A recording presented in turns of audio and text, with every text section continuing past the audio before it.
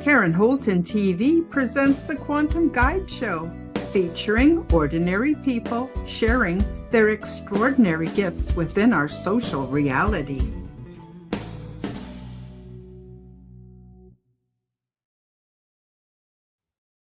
Hi, everybody. Welcome back to the Quantum Guide Show. Today, I'm very happy to bring back to the show Brad Olsen.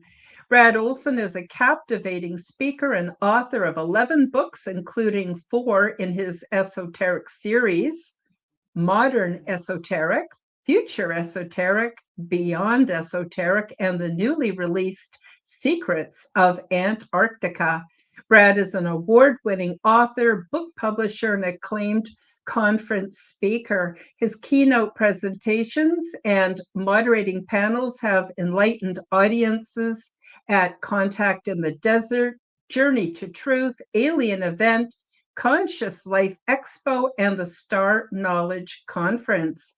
He has done hundreds of radio interviews, including Coast to Coast, Ground Zero, and Exopolitics Today, and has appeared on dozens of television shows, including Ancient Aliens, America Unearthed, Beyond Belief, Book of Secrets, The Truth is Out There, and Mysteries of the Outdoors. He has traveled to all 7 continents, including Antarctica, by sailboat, seeking adventure and the answers to the mysteries of humankind's past.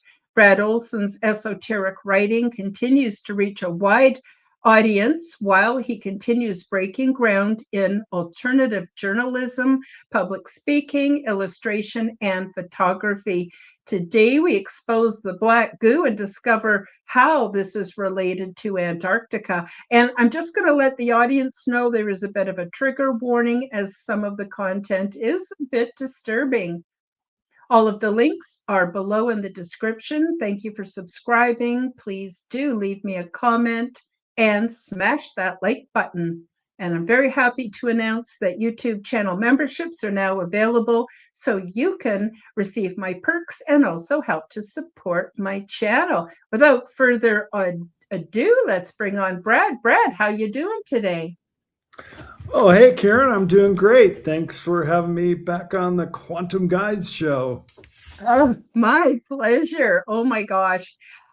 In doing my research this morning, my jaw just kept hanging lower and lower and lower. And I'm going, oh my God, I had heard bits and pieces of some of the material that's come out regarding, Antarctica. I've seen a few lectures about the black goo, but nobody has put it all together the way you have. And oh my God, it's just your book is such a great read. I can't recommend it enough. And of course, everybody, the links are below, so you can check out Brad's book. So I thought we could start off by talking a bit about the 1982 Falkland War. There's a place called Thule Island, and it's believed this is the source of the black goo. And for those that are not familiar with the black goo, this is a sentient oil. I just want to really quickly read just a little paragraph from your book on page 259 that says, the Argentinian government was tasked in the mid-1970s to secure the entrance to the underground ET base. When they set up the Corbeta, Uruguay station in 1976, control of the black goo may have been what the Falklands War was all about. So I'm wondering if you want to just jump into it around with some of that information. Maybe we could get a bit into Operation Keyhole to start things off, Brad. Yeah, sure. Well, your listening audience might wonder why the black goo is a chapter in a book about Antarctica. Well, it's because the South Thule Island is merely 600-700 miles away from the coast of Antarctica. So it's what's known as peri-Antarctic islands, that is, islands that are off the coast of Antarctica, but within about 1,000 miles in the Southern Ocean, or below 60 degrees south latitude, which is also the confines of the Antarctic Treaty and the Southern Ocean. So everything below 60 all the way to 90, which is the South Pole, is protected under this. But South Tool Island is part of the South Sandwich Islands, and it was run by Argentina. And they had a base there, as you mentioned, the Corbeta Uruguay base, which looked like this. And they were down there working in this laboratory for a number of years before the Falkland Wars started, which culminated in capturing Southern Tool Island and blowing up the base eventually. The British took what they were working on, which is presumably the black goo, because there's really nothing else down there. I mean, this is literally an old volcano, but frozen solid. And I think the Corbeta Uruguay base is right here where they black it out, which is kind of common.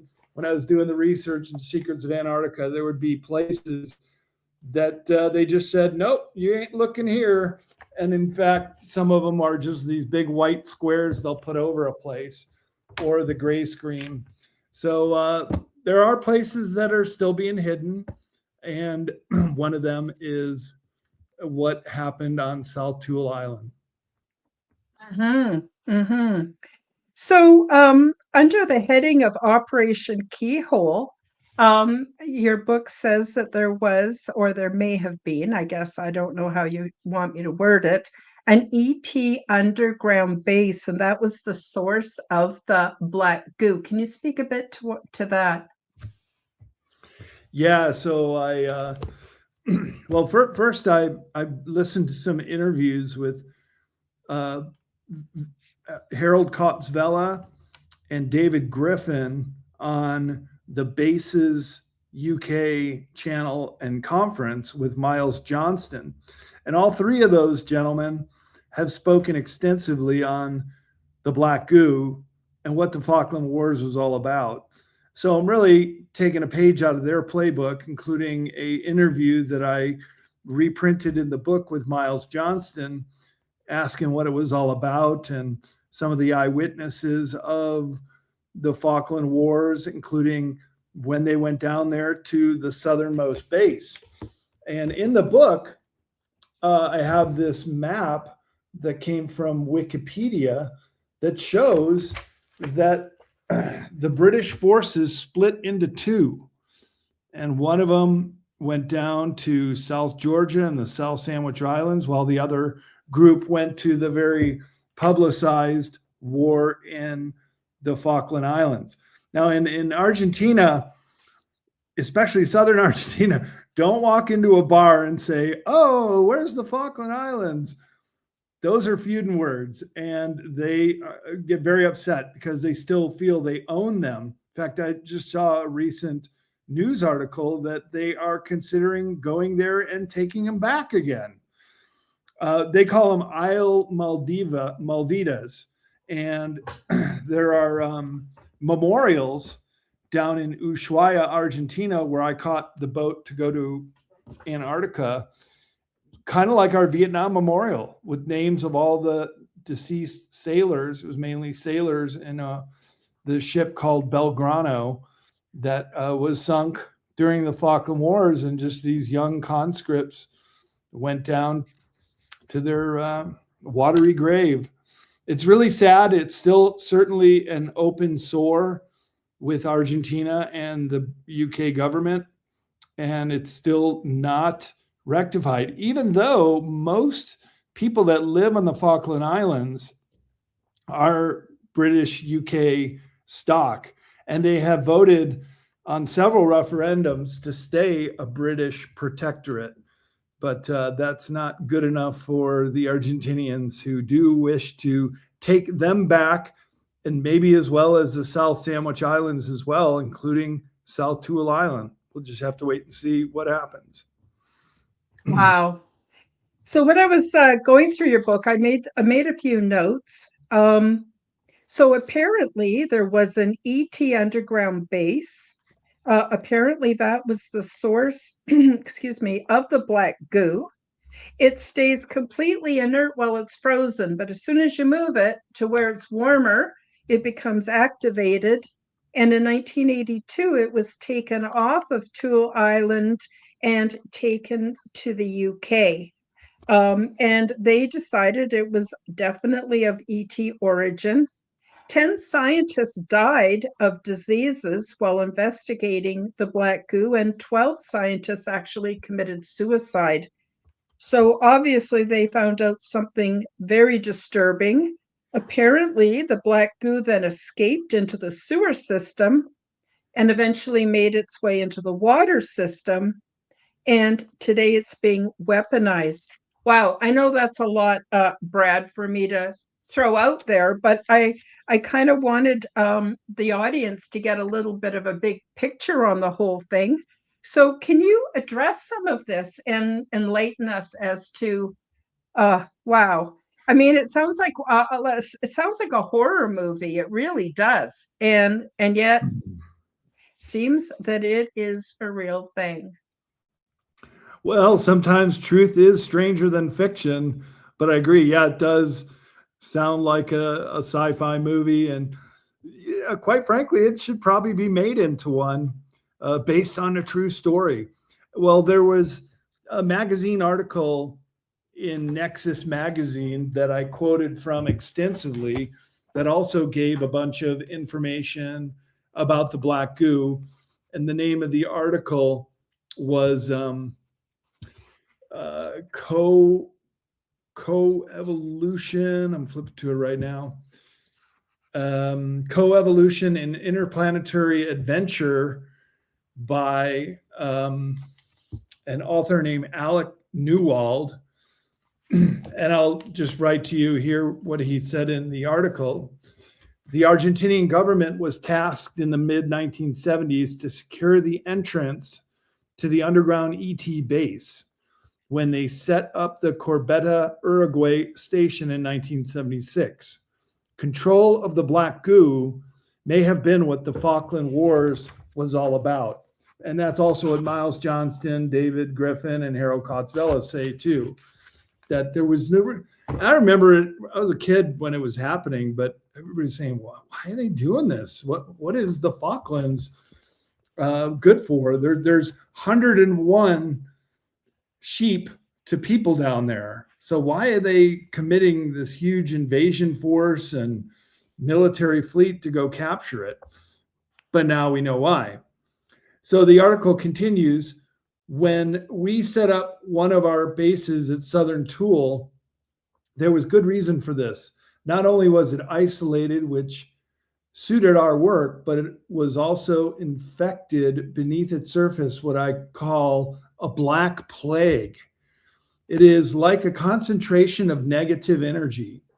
We wanted to see if we could nullify this plague before it made its way to the surface by accident or design. It is easier to control it if it is kept near 0 degrees, which Southern Thule Island is perpetually frozen island. So it is best to work with it in colder regions of your planet. Heat appears to be its friend. If it were ever to be released in the tropics, I don't think we could deal with it. So they're working on the black goo down there because it's a frozen environment.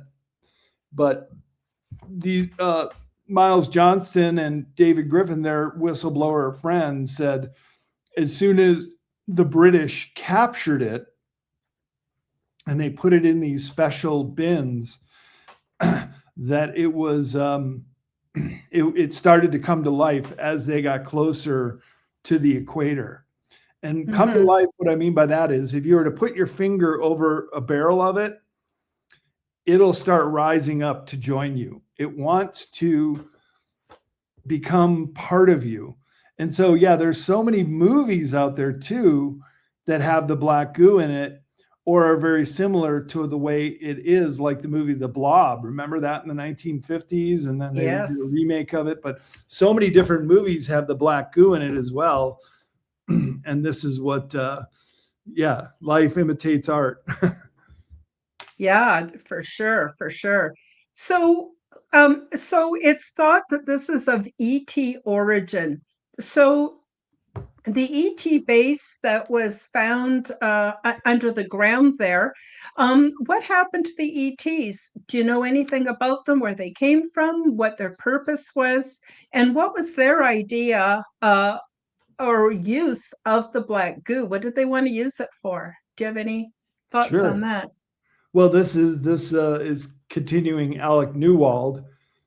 He writes in that article from the ET perspective that they were working with the Argentinians, but basically they brought the goo there themselves because it could be used to rapidly clone. So that's another interesting tie-in with it. And so the article continues. It was a setback to have our project at Southern Tool shut down, even after our friends in Argentina tried to help. We have since moved to a new location where our work continues.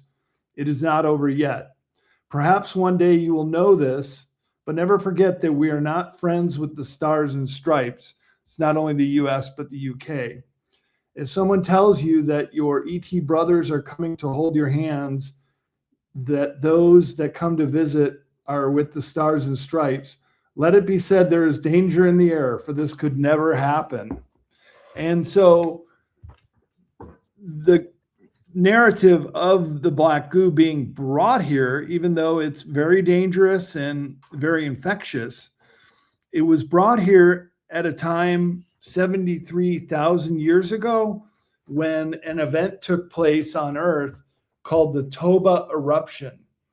And I had the opportunity of visiting this location in Lake Toba in Indonesia when this volcano exploded, that it was a 98.7% drop in population because it created so much soot in the air. It blocked out the sun and people couldn't eat.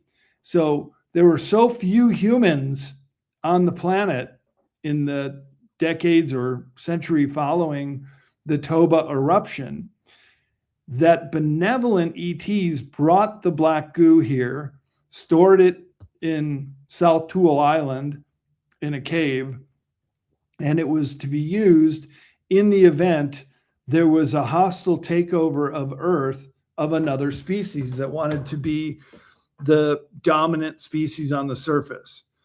And the ETs could use the black goo to rapidly clone humans if they were meant to repopulate the planet in a hurry. So that's the backstory of why that was brought here. And then for this whole time, the Argentinians and the blue aliens, blue ETs, were working together on studying it. And that's when the Falkland Wars took place in 1982 and ended that research down in South Tool. Wow. Yeah, it's wow, it's quite a story. Now, I'm just wondering a little bit, could we talk a little bit about what the black goo is? I was kind of confused because it looked like there might be two different kinds, and it's involved in mind control. It's basically made from graphene oxide or ferrofluids, and it's also a component in the DARPA gel. So is there a man-made um, graphene oxide version, or is there only one kind that came from these ancient aliens? Or can you just talk a little bit about what it's about, and then we'll get into how perhaps it's been weaponized to be used with the whole Morgellons syndrome. Right. So when it's contained, when it's frozen, it's inert, can't do anything. But it is a living, sentient life form, pretty much the way the blob was portrayed in the movie, that it will move around and it wants to incorporate living organisms, and it just kind of gets in there and takes over. Same thing in the human body. It will but used in small doses. So as I was a speaker at the BASIS conference last December in the UK, and we did a panel, and on the panel was Drago Reed and Penny Bradley, who are both in the Nachtwaffen, German secret space program, which largely operates out of Antarctica. And we turned the conversation to the black goo, and both of them said that they took very small amounts. And the reason why is because when used in a very conservative way, that it will help to enhance the abilities as well as the stamina of those super soldiers. So many of them are operating off planet or in very hostile environments like Antarctica. So it'll give you extra strength. It'll give you the ability to operate within confined environments. And to that end, that's what the British wanted to get it for. And indeed, they used it themselves with some of their super soldiers. But it got out of hand when they were trying to study it in a warmer climate, like in London. So when they brought the black goo back, they turned it over to Marconi Laboratories, who was then trying to figure it out and how to use it in a proper amount. But it got into the scientists, and many of them died under very mysterious circumstances, presumably after some kind of ingestion of the black goo itself, because it will start driving people crazy if you take too much of it or think about suicide and things like that. And that's what happened to a lot of these scientists at Marconi Laboratories. Well, it eventually did make it to some of the bases, namely Peasmore in the UK, which is a big underground base where they do a lot of these kind of super soldier type programs. And some of them, like Max Spears, who died in his 30s in Poland, when he died, black goo was coming out of his mouth. So maybe he had too much of it, or maybe he was a threat and the black goo got activated somehow and took him out. So it's just really strange, really bizarre. I'm still trying to wrap my head around it completely. But it's just one of those mysteries. And since it was located so close to Antarctica, I put the chapter of black goo in my book. Yeah, well, I'm really glad you did, because definitely I see a tie-in. Now, your book also mentions something about Lemuria. Lemuria. I have trouble saying that word, Lemuria. So, is that the time when the ETs were here, or how does it tie into Lemuria? Is there a connection? Yeah, it does kind of tie into that timeline when Lemuria sank, and that could be with some of the Earth changes that occurred with the Toba eruption too.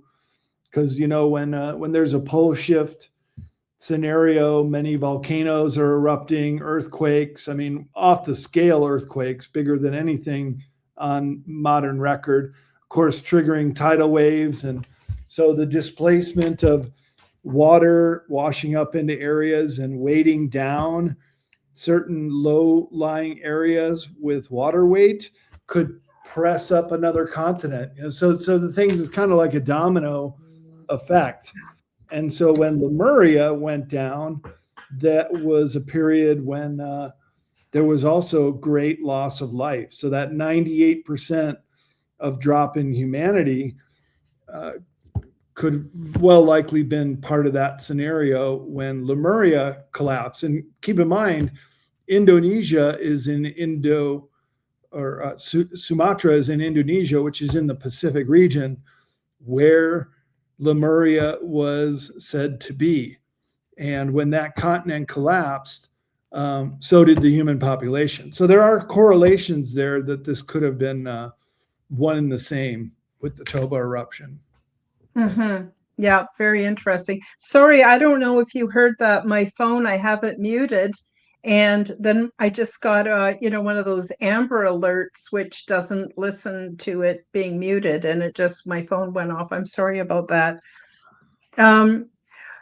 Wow. Okay. So we know a little bit about the history of the black goo, how it's tied into Antarctica. This stuff got loose. It apparently got into the sewer system in the UK, got into the water system. Do you think that everybody was infected by it, or only a few? Or because the black goo's intelligent, did it choose who it wanted to infect? What are the long-term effects, I guess, of that? Yeah, I could only really guess, but I would say that it has been weaponized. Maybe with this group at Peasmore Base was looking to use it not only with their super soldiers, but then to spray it out on the general population through chemtrails. And in fact, yeah, so these nanoparticles, which could also be part of what it is, they can self-assemble once they're in the human body. And that's largely what Morgellons is, these fibers that are poking out through people's skin. And they have been detected coming down in chemtrails. Sophia Smallstorm's done a lot of research on it. And she puts out a Petri dish every time it's a heavy chemtrail day and then it rains.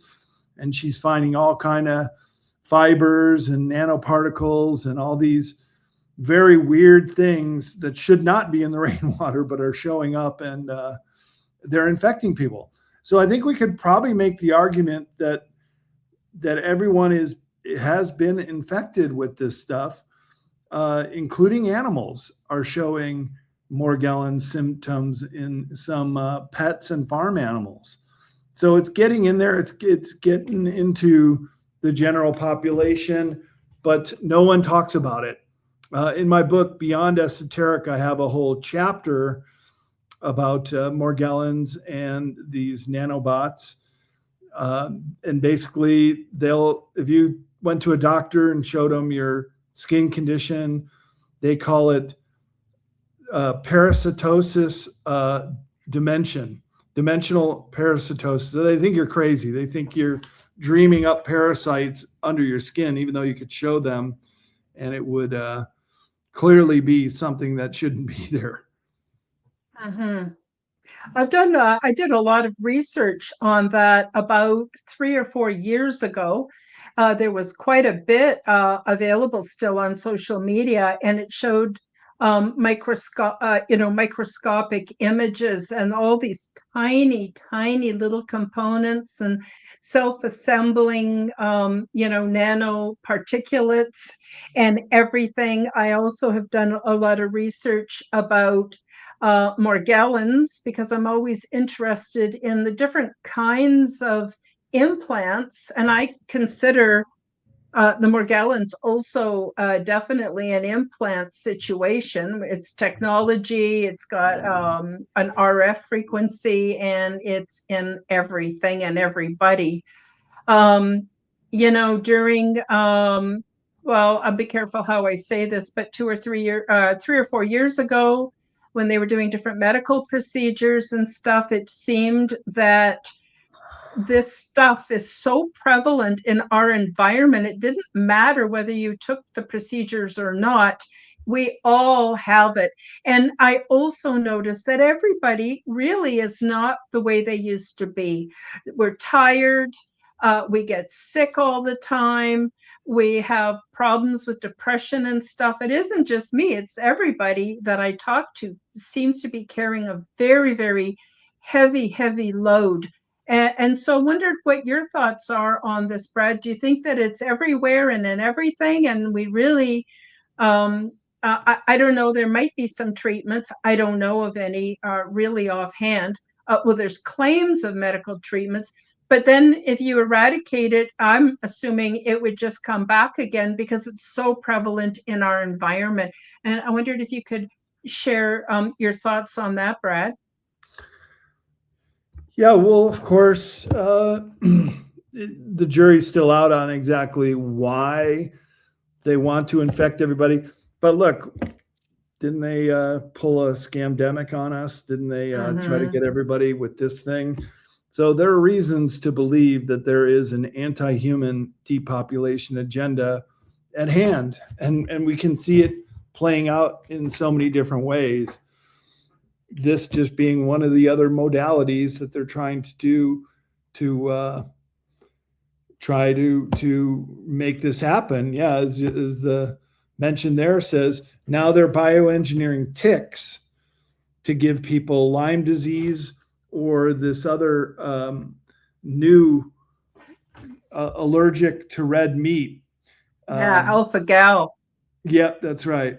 The alpha-gal syndrome. Alpha-gal, GAL syndrome. And they want us weak. They want us dependent. But David Wolf, who I've met at a few conferences, he has all these natural remedies. And I'll just say this for anyone who gets a tick bite, get DMSO gel, which you can get it at any feed supply stores. Cover the tick. It dies in minutes, and then just roll it off, because real ticks hate sulfur. And these remedies are awakened to the ones using it. He also lists garlic oil spray, heavy on the yard and perimeter, and diatomaceous earth and cedar oil as a backup defense. So stock up these now, because we might need them for the next tick invasion. So yeah, I mean, they're just trying to weaponize everything they can to weaken us down, to kill us off early before we start tapping into our Social Security. And Henry Kissinger called us the useless eaters. So you know that they just want to depopulate as many people as they possibly can right now.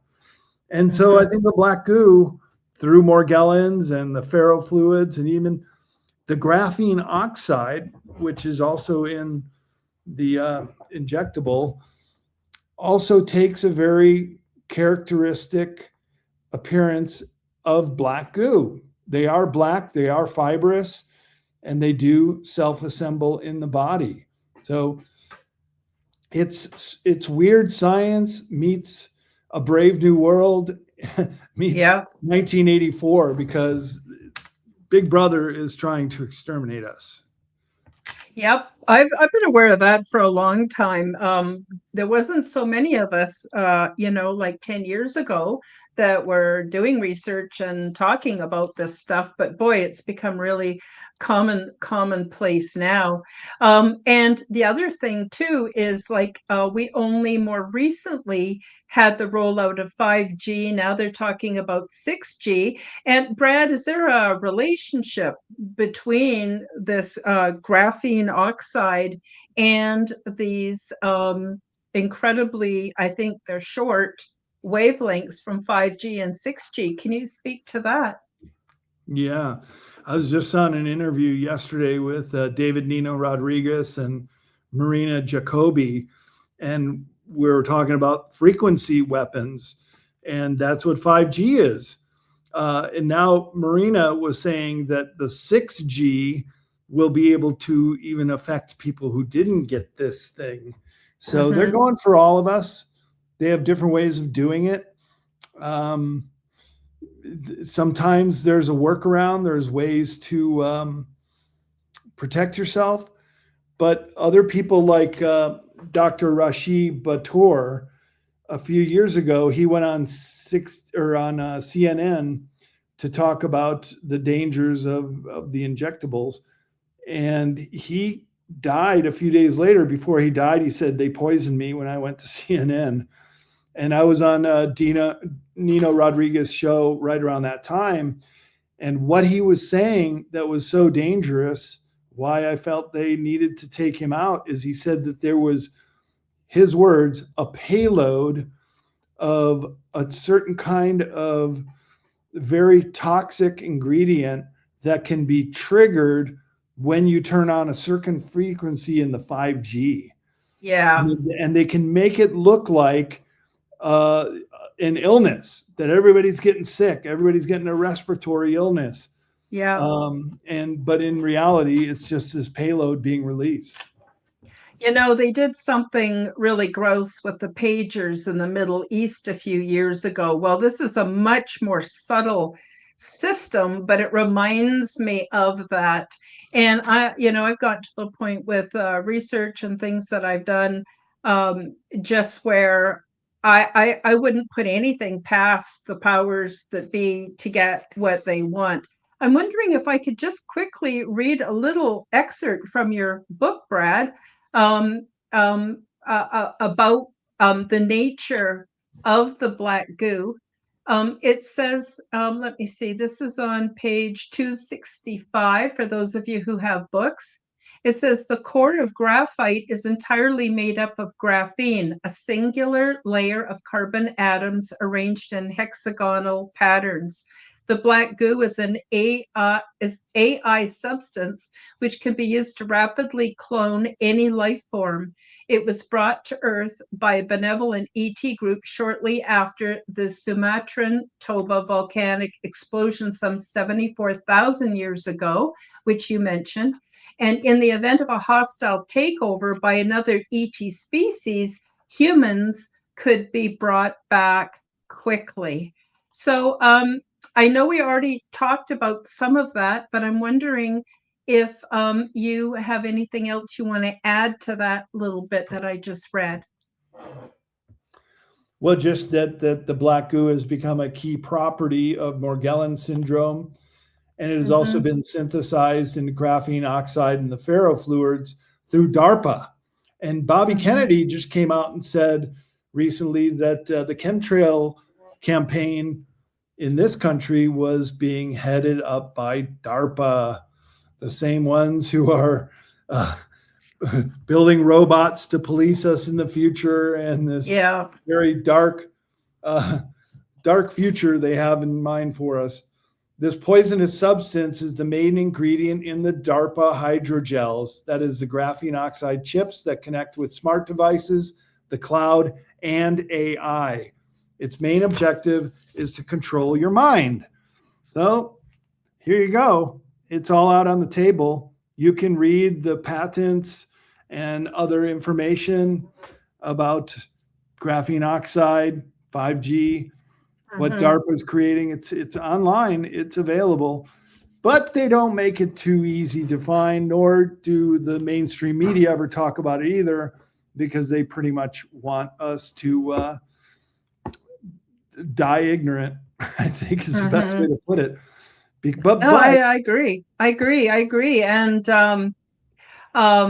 there's one other little bit I wanted to add to that from your book. It says the black goo has been weaponized and introduced into the living world as the Morgellons syndrome. Even animals are getting it, which you also mentioned already. It is also synthesized into graphene oxide and ferrofluids. The black goo has been incorporated into synthetic biology, the word that starts with a V that I don't want to say, poisons, biosurveillance, neuromodulation, electromagnetic, biohuman effects, and blood health. It is the new transhumanism that is changing our physical bodies. So the point is, we hear a lot about transhumanism, but not a lot about what that might look like, what that actually is. And you've laid it out so beautifully in your book. I don't want to talk about this to make people afraid. I'm not doing it to get clicks or to get views or anything like that. But at the same time, I'm sick and tired of us not being able to put our finger on what the problem is and be able to talk honestly about what's going on so we can prepare. So I'll get into that a little bit more in a minute, but I just want to turn it back over to you, Brad, to add whatever you want at this point. I agree. We need to be proactive. We need to look at different healing modalities, especially natural ones. And it's been said that even with these new diseases that have been festooned upon us, that nature always has a remedy. So we just have to know what that remedy is. In the case of these ticks, use some DMSO. I have some. You can get it at Tractor Supply Company is a chain around the country. Good to have. Never know if you're going to get a tick. Now they're going to load those ticks up with this new disease, this alpha gyron, and get people so they're allergic to eating red meat. Yeah. So we're playing defense here. They're coming at us with so much that really we're just trying to fight them off in all these different ways they're trying to get at us. So that's why I think, just staying proactive and learning about alternative natural healing modalities is in your best interest, because they're coming for us. They really are. And I'm like you. I'm not trying to scare people, but I think we also have to look at the reality of what's going on and be proactive for our own health. Absolutely. So I myself am basically going, well, I won't tell you because it's not polite language for the show. Not that that's stopped me before, but basically I'm not going to make it easy for them. This old lady is not going to go down easy. So what I actually started doing about more than 10 years ago was taking really good care of my health, being really careful what I eat. And there are so many things that I would love to eat that I do not eat simply because it's not my best interest. I want to give my body the best I can to build it up to have a measure of health, because it does appear that regardless of what we get hit with, it seems to be those that have comorbidities that go first. It is I live in Canada, and they have a system in Canada where they will kill you if you want to go. Basically, it's called the MAID program. Over 100,000 people have already succumbed to it. So if you're having lifestyle problems, drug problems, health problems, depression problems, well, that's their speedy answer. So right there, they're doing that. So I want to stay as well as I can, but I also want to stay spiritually well. Now, I'm not giving favor to one religion or another. In fact, I don't even do religion. If religion's good for the viewers and the audience, that's awesome. But for me, I'm a very spiritual person. So what I've done is I've gone within through meditation and other practices to be really well connected. And what that's done for me is taken away my fear of death. So maybe I can't outsmart what's going on. Maybe I don't even want to live in their friggin' world that they're going to have for those that are left. I'm just saying, right? And I take some comfort into the fact that if something happens and the Earth's population gets suddenly reduced to a few million people or whatever the plan is, we're all going to pass over together. And I actually take comfort for that. So it's not like watching some people go in a horrible way. We'd all be passing over into whatever's next together. And actually, that gives me a great amount of comfort. So I don't want people to be running off, freaked right out by this information, but I do think people need to hear it so they can plan accordingly. So I didn't mean to get on a soapbox, Brad, but I just wanted to tell people how I'm handling it, because psychologically, I'm still here and I still, want to have a good life and enjoy the wonderful, beautiful things this planet gives me. But I'm just wondering if you have anything that you want to add. So you talked about a few remedies and the DMSO, which I think is made out of tree bark, isn't it? I think it is. Yeah. Yeah. And people asked in the comments if I could post a little more. So I just signed on, and I will write in the comments, and I'll say it here too. The real remedies the awakened ones are using are DMSO gel. I'll try to put that in here. So gel for the ticks.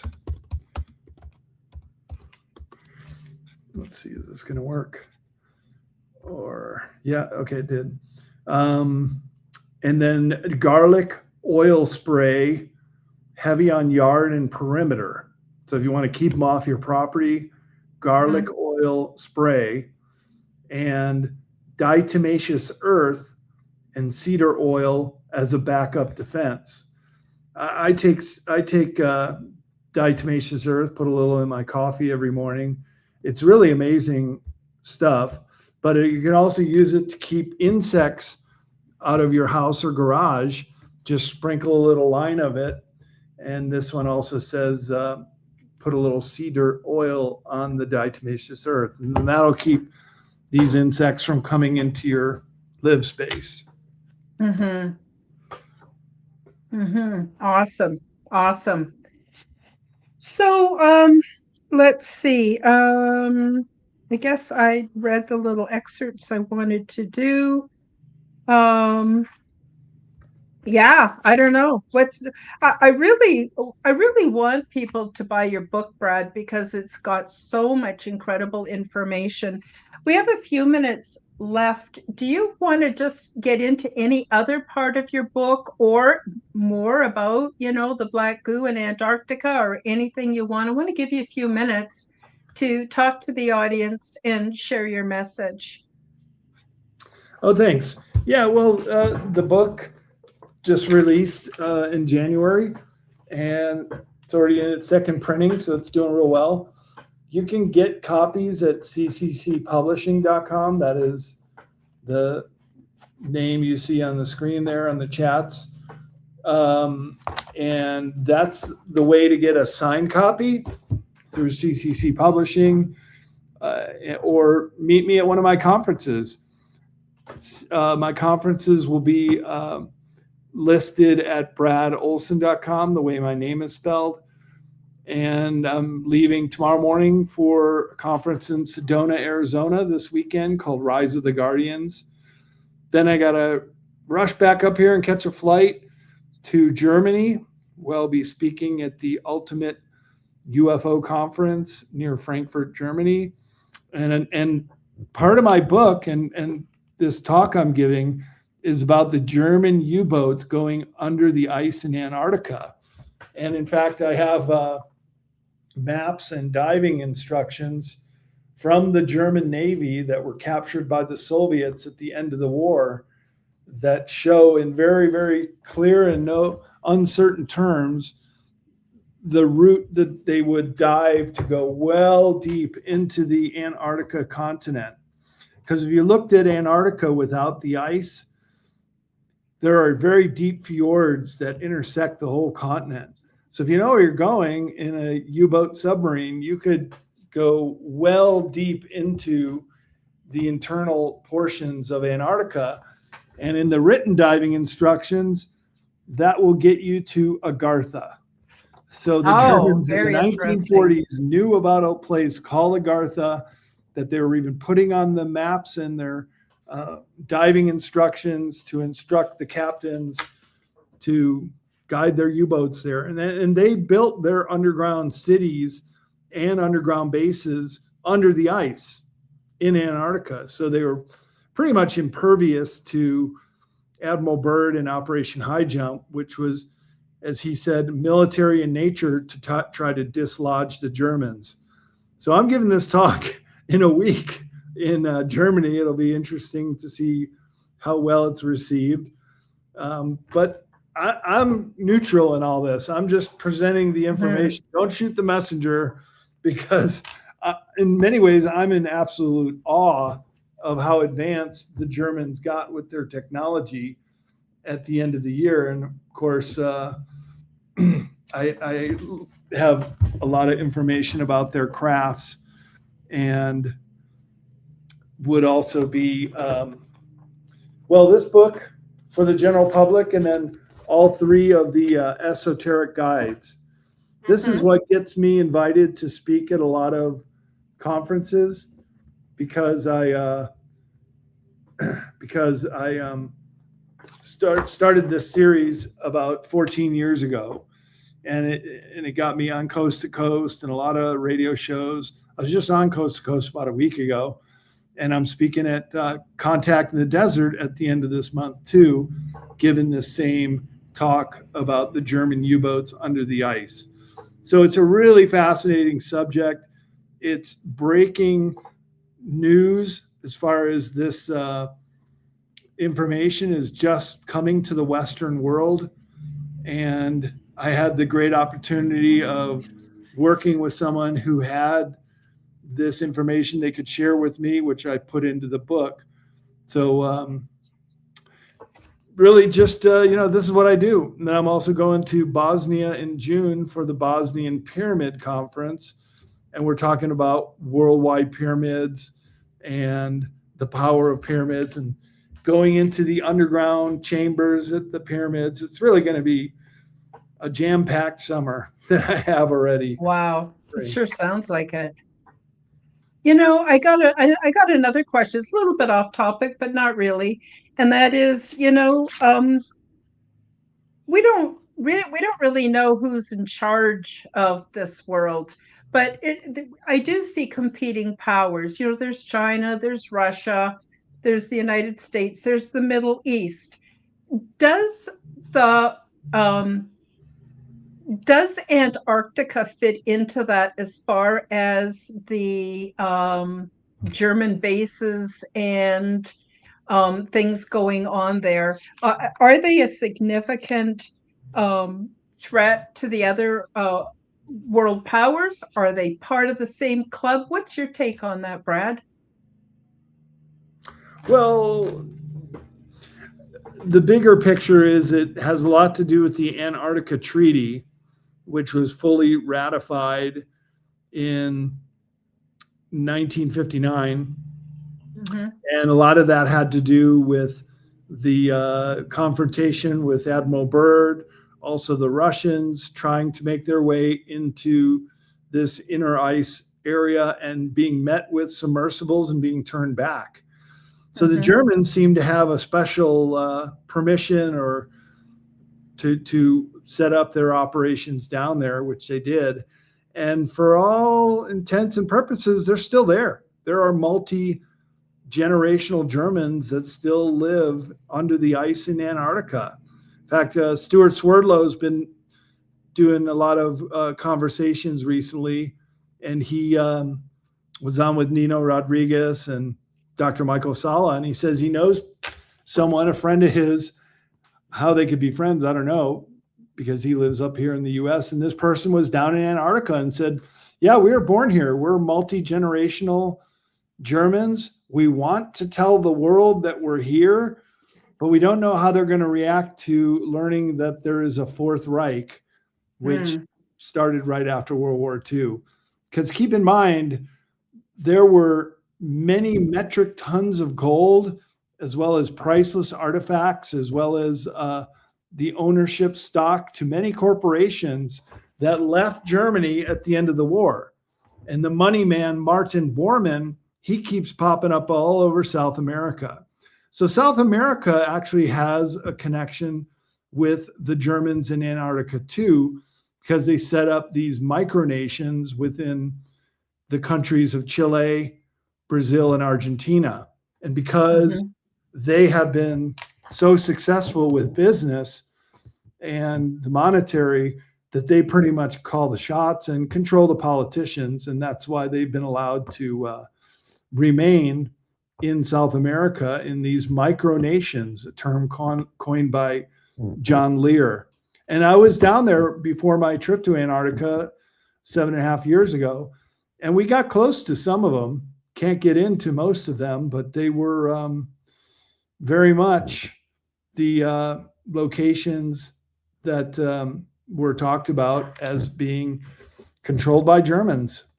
And there was a joke that I heard too, that now the Chileans and the Argentinians are having an existential crisis.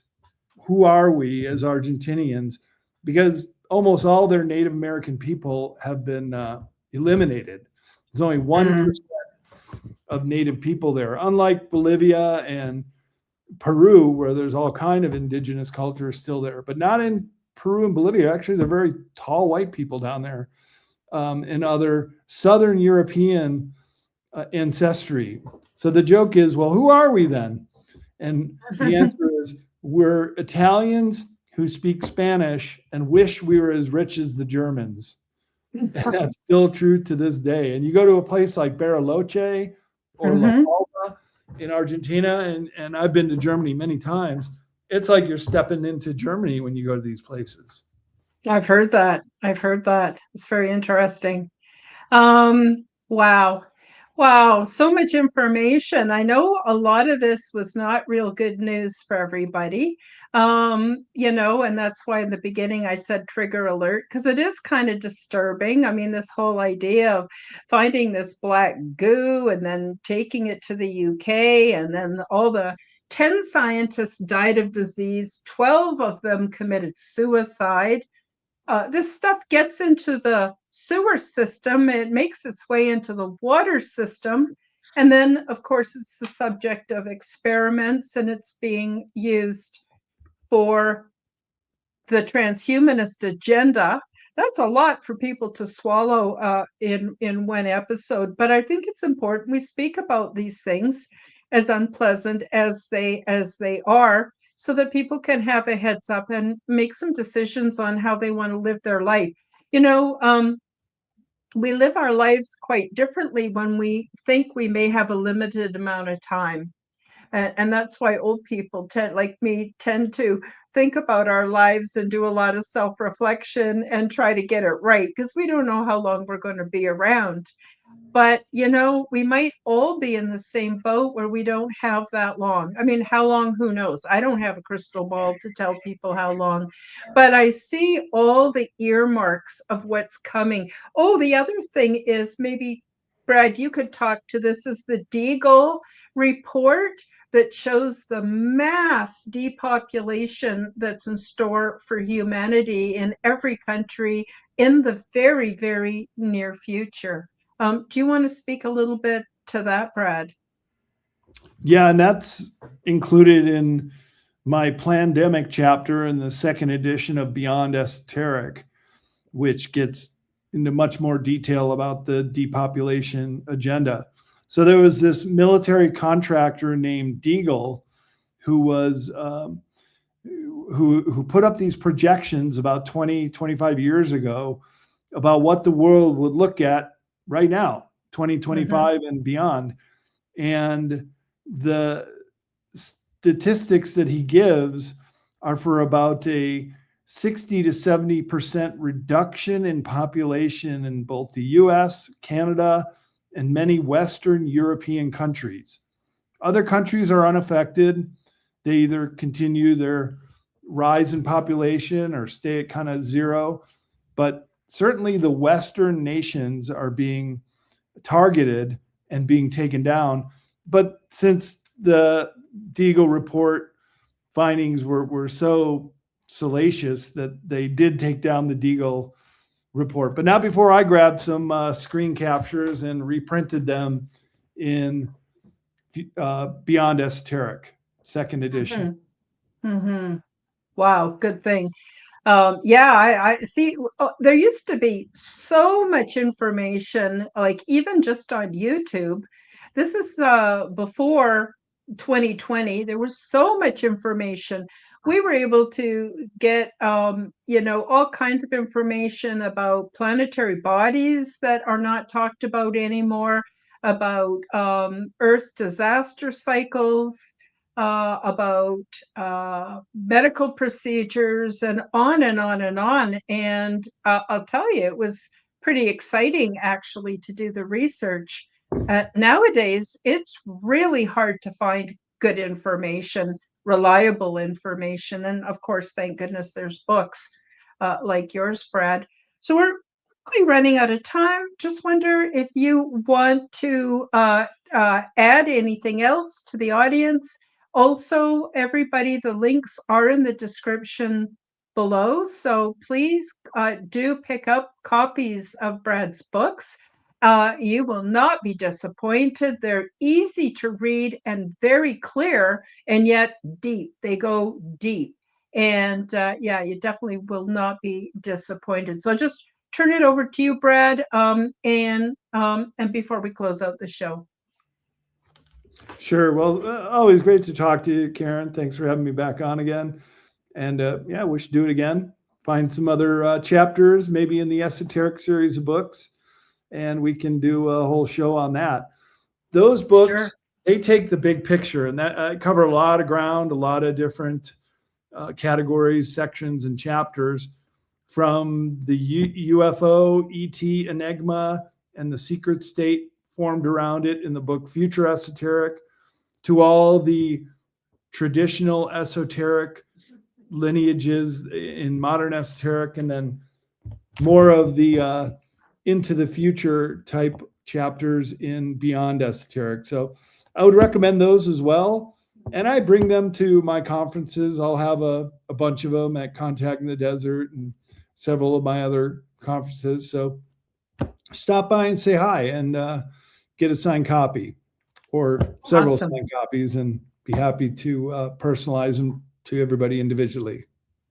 Wonderful. Wonderful. I want to thank all the people that came to the live chat for making the time to be part of our live today. I really appreciate you. And I want to thank Phoenix for being my moderator today and putting up all the links and everything for everybody.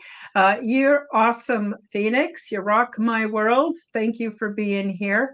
I also appreciate everyone listening on an audio platform, and of course, on the replays as well. So I guess that's about it for today. Thank you again, Brad, so much for joining us. Love to have you back. And I wish you all the success at your various conventions and different activities that you're going to be involved in. With that, we'll say bye-bye to everybody, and thank you again, and we'll see you next time on the Quantum Guide Show. Bye-bye for now. Thank you for joining me for the Quantum Guide Show. Become the change that you wish to see in the world.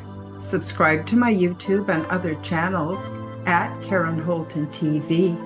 Click the like button, leave me a comment, and share this podcast with your friends.